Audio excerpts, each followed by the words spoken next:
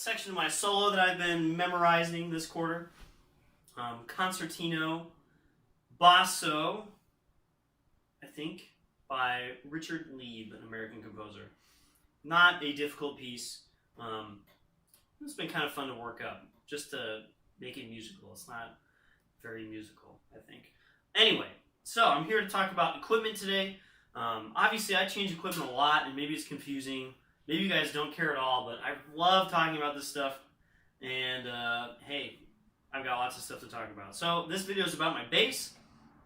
This is my bass. This is the setup I've been using. Same valves as the last year or so. That has not changed. The same outer slide as the last year or so, except for like a couple months in there.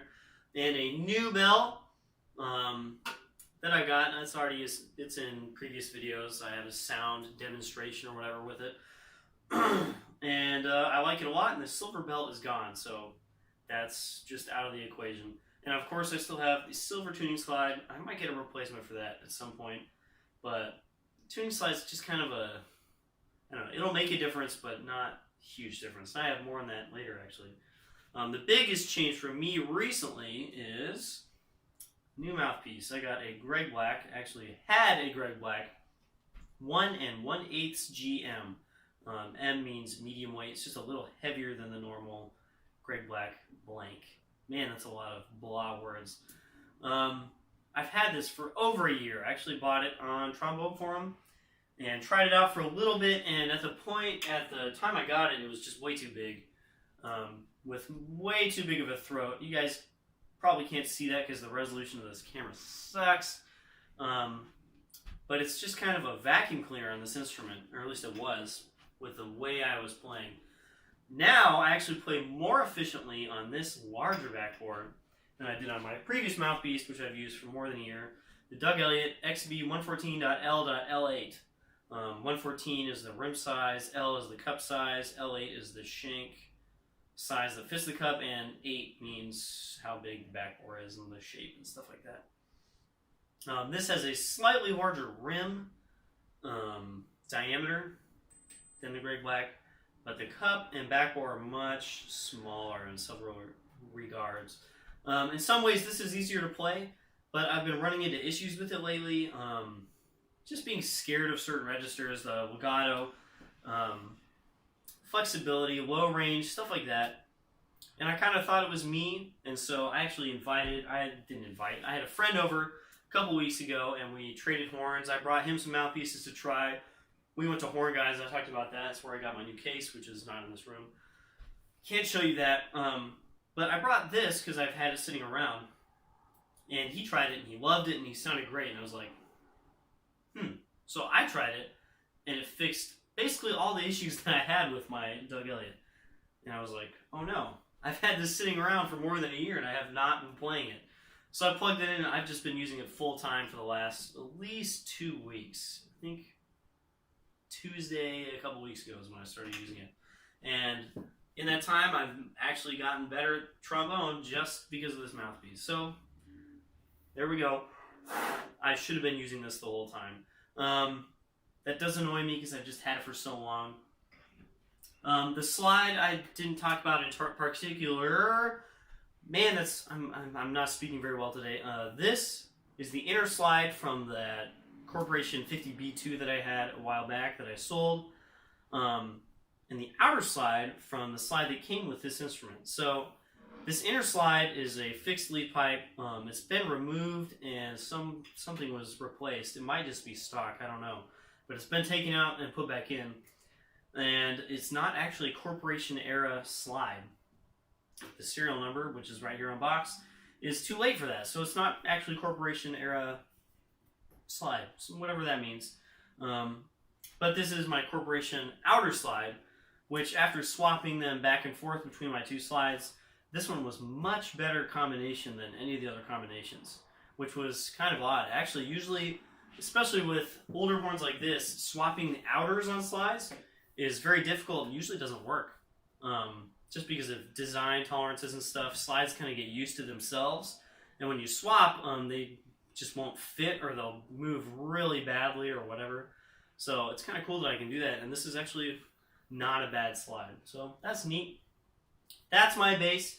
Obviously, I'm using a different mouthpiece now. Let's give a sound demonstration of these two mouthpieces. So this is Einhorn Leben on Greg Black 1 1/8 GM. If I can play it. Oh my god. Woo! That's what happens when I almost take the slide off.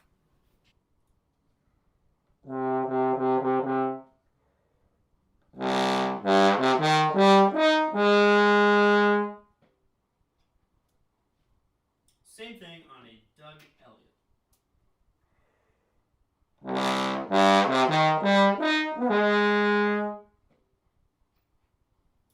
So some parts about the Doug Elliott do sound pretty good. The slur from like C to E flat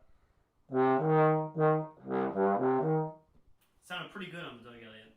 But you can tell how I got scared of the A flat coming down. There's something about the way that it moves between partials that kind of makes me back off and get scared of it, and then I miss notes. Whereas on this, maybe it doesn't sound great now because I'm a little warmed down because I've been talking. I just feel really comfortable. Might be a little flat, but it feels great. And I'm not sure if you can hear the sound difference in those. I'll play it one more time on the Doug Elliott.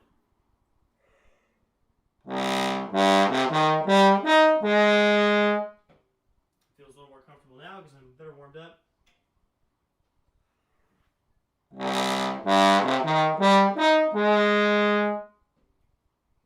There's just a little extra quality to the sound that I do not get with the Doug Elliott. Especially down low, I get this kind of modern, there's like a big, piggy center to the note, but there's also like lots of color.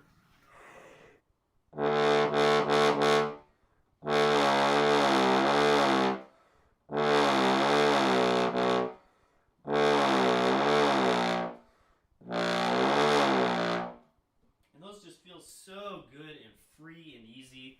That's what you get when you put Thayers with a Bach 50 slide and a Greg Black. Just this awesome sound going on.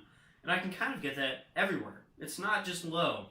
Before, when I first got this, made the low register a little easier, and that was about it. Everything else was like really difficult, but I can play everything just as well or better than the Doug Elliott.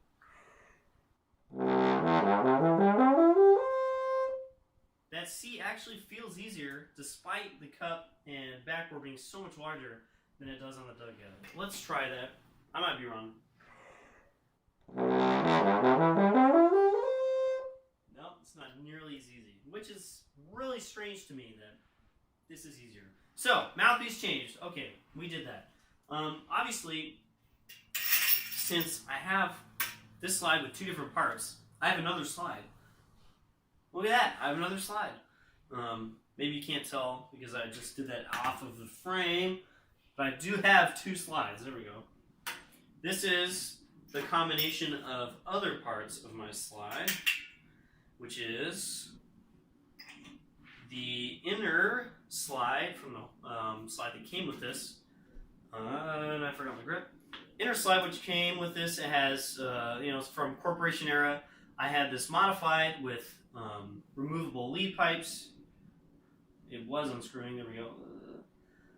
Right now I have a Brass Arc NY50 lead pipe, which I've had for at least a couple of years. I used that in my Shires for a while. And this is the outer slide from that other slide, which, if you can see, these have been shortened. One of them has been shortened, I should say.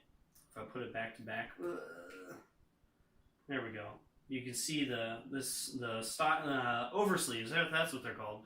One of the oversleeves has been shortened, which is kind of strange, and it's been refinished kind of badly. It's just obviously lacquered, and some of the soldering isn't perfect, but it's a pretty good slide.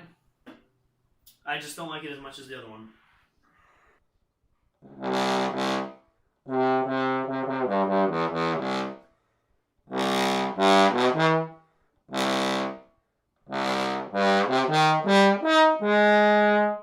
This one has a lot more color, a lot more kind of brightness to the sound and lacks a lot of the depth. I'm not sure how much of that comes across on camera. And actually playing it feels pretty good, but I can feel how there's less resonance in the sound.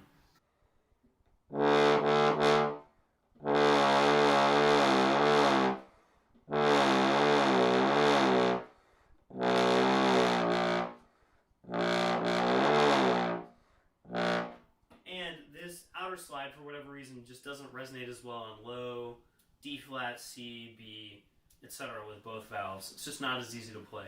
So there you go. That's the state of the bass 2017. That's obviously going to change multiple points this year, but that gives you some idea. See you guys in my tenor video coming up.